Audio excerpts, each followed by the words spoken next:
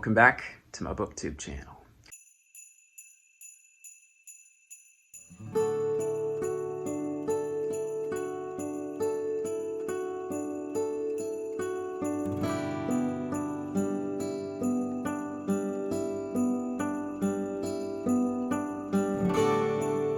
It's Christmas time. I'm not going home anymore because pandemic. I need a shawl because it's a little cold. I'm gonna put on my Diane Keaton. There we go. That's a little more Christmassy, right? Sure. Happy holidays, though. If you're new to my channel, welcome. We talk books here. We geek out. There's a lot of them to cover today. The last video that I did was my TBR list for young adults. Most of them happen to be queer. They're right here. I've been reading The Poppy War, and I'm on part 2. So I have not given attention to this. However, since I'm not going home for Christmas this week, I'm gonna be reading all of them. So I'm super excited to update you guys on that. Also, if I get through those, which I know I will, afterwards we have the adult fiction / adult just in general. We're gonna get into it right now. Before we get into it though, I'm very excited and pleased to announce that this video is actually sponsored. This video is actually sponsored by Hobbits. That's right, Hobbits. That's all. So, books. Ta-ta-ta! We got them.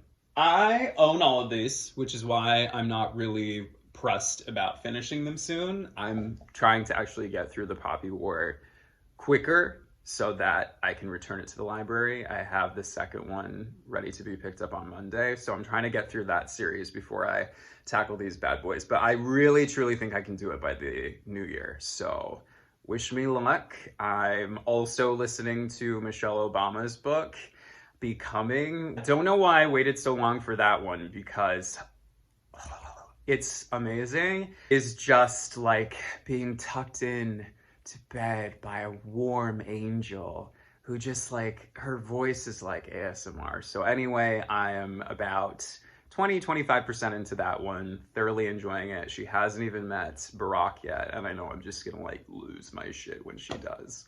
I'm gonna be like, it's so cute, it's so cute. Apologize if I look at the Finder constantly. I'm still new to this. I have low self-esteem. Shout out to my friends with low self-esteem. I'm basically gonna knock this pile of books down one by one. Per usual, my explanations of the book are gonna be relatively short. I personally get a little bored when someone rambles about a plot for a while. No offense, but like, that's just a personal preference for me. So that's why, if you are interested in the books, these are my first impressions on them. I obviously purchased them for a reason. Most of them are used, like new. There's a whole bunch of other places that offer cheap books. So let's get into it. Ooh, it fell off the shoulder. That's kind of sexy. The first book on my adult TBR list is The Song of Achilles by Madeline Miller. Now, obviously this is a used copy. This kind of was a bummer when it came in the mail, but you know what? It was like $2 and we're in a pandemic, so I don't care. This is written, of course, by Madeline Miller. The reason why this actually was on my radar was because Circe, I can never say it right. I love Greek mythology. I had heard about that book, and then this book kept on coming up on all of the queer lists, and I was like, Achilles is hot, isn't he? Maybe I should read this. And so there's a lot of like gayness in here. She does a really good job, apparently, of taking Greek mythology and turning it on its head with like a character study. So I'm very excited to get into this. Also, it was the winner of the Orange Prize for Fiction. So this came courtesy of Noelle Gallagher. Once again, apparently I'm obsessed with her. She got this from another booktuber. This is In the Dream House, and this is written by Carmen Maria Machado. Is it Machado? Machado. Am I the only one that loses their chapstick every 5 seconds? I swear to God, I've had like 300,000 chapsticks. Anyway, In the Dream House, I'm very excited for. I've kind of been holding off on it because I think it's going to take me into some dark places. It is basically a memoir about her relationship that was emotionally abusive. That's obviously not like, haha, Christmas! Abuse! I don't want to be living in that vibe, you know? It's a little too dark for me right now. I've heard that this is beautiful, heartbreaking, poetry, groundbreaking, just every word that you could possibly say. So I'm very excited to get into it, but I'm a little weary because abusive relationships are never fun to delve into. So that's that one. This one I'm actually so excited for, and I had a really hard time getting a copy of. And I don't know why, and I think it's because it won the 2020 Booker Prize. The Observer said a novel of rare and lasting beauty.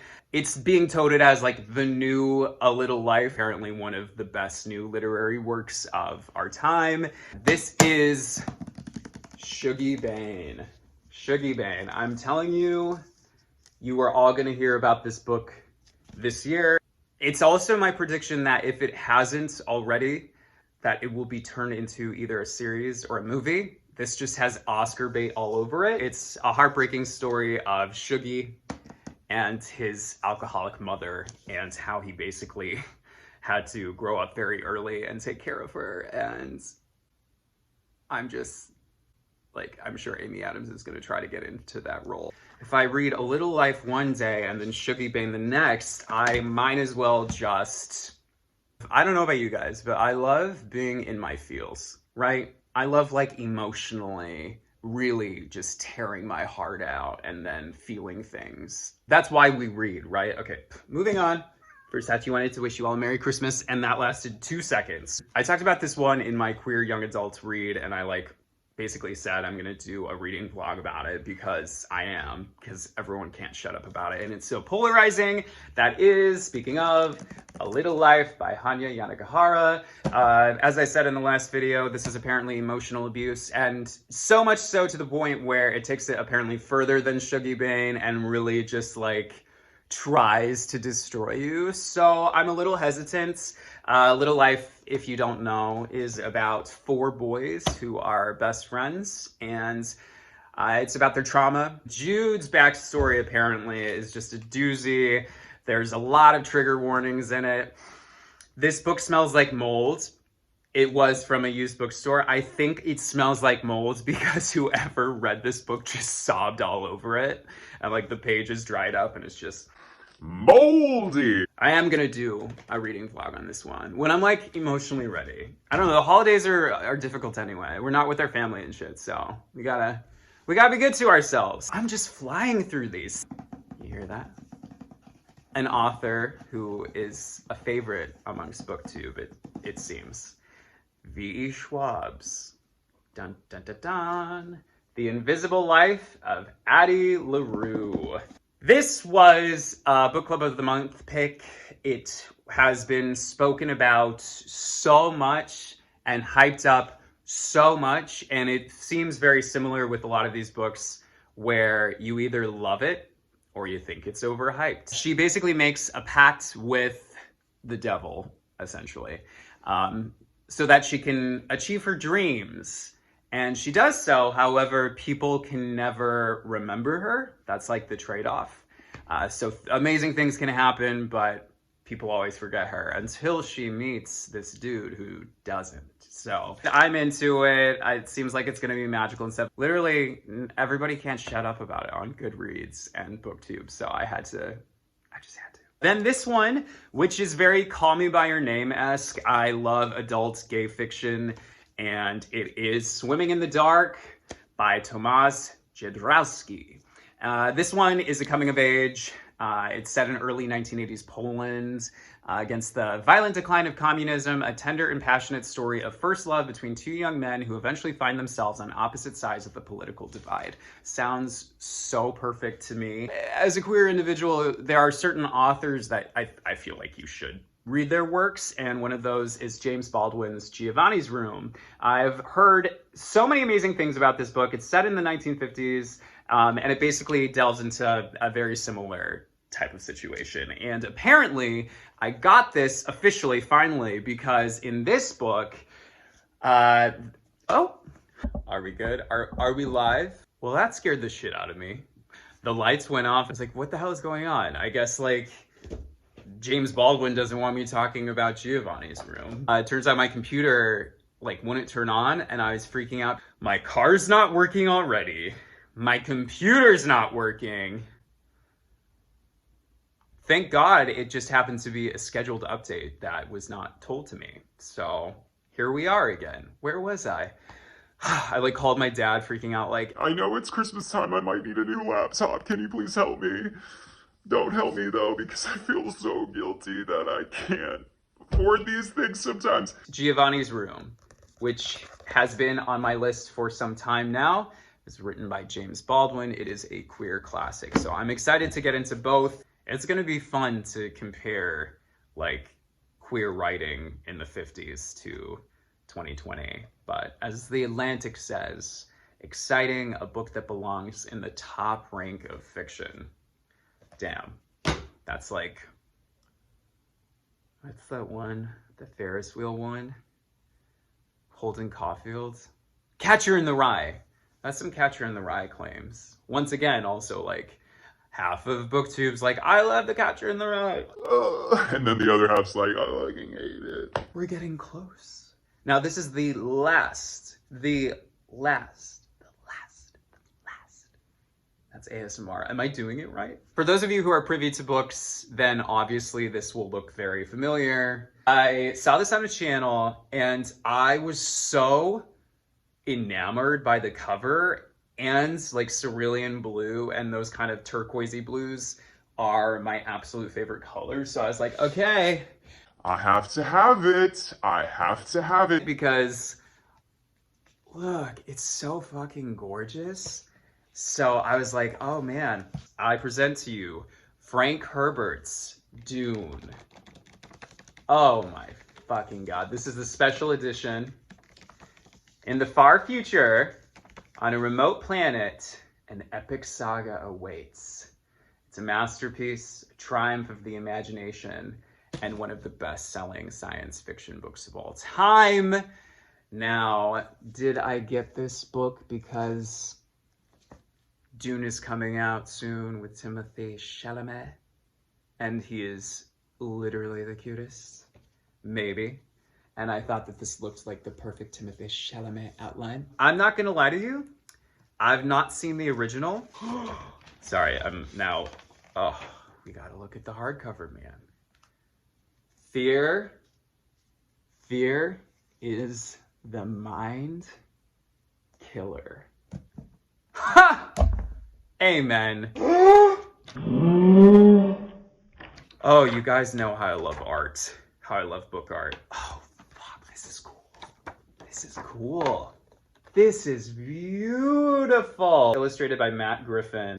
So freaking cool. Wow. Okay, so this is obviously an older book that has been turned into films, series, etc., and is now being revamped by Warner Brothers. It's also starring Zend. Sorry, I just keep on looking at these really. This is just. Oh my God! I'm really glad I got this special edition. Holy sh. Oh my God! I'm not gonna lie. When the booktuber was doing her thing, she was talking and like, you know, just like I would be right now. And this book was just like in the background. I mean, look at it. Like if I literally place it like here, how can you not stop and look at it? I had to have this, like, there are books that well, first of all, everyone also talks about this. Yes, it's a series, but people are always like, this is a standalone book as well. It's phenomenal. I'm not typically a science fiction type person. I like fantasy. I'm delving into that too, but I've never been one of those like, you know, science fiction-y people. Like I've seen a few episodes of The Mandalorian. I've seen the Star Wars films and stuff, but I'm not one of those that's like, that's this person in this. Like, I'm like, okay, cool. Jar Jar. Jar Jar Binks. Oh man. He should have a spinoff. Anyway, look at it. Try not to be distracted by the beauty of that. That's stunning. Why did the lights go on again? Stunning. Stunning. I want to read it and then see it, so. But anyway. Dune. Dune! I need more chapstick. I swear to God. Maybe that's what Santa can bring me. Just like 18,000 tubes of chapstick. Santa, somewhere in my... He hates it. He hates it. Anyway, ring the bell, subscribe. I hope you guys have a fantastic holiday week. Think of me and think of me. Think of me. And be careful what you wish for because I might show up under your Christmas tree.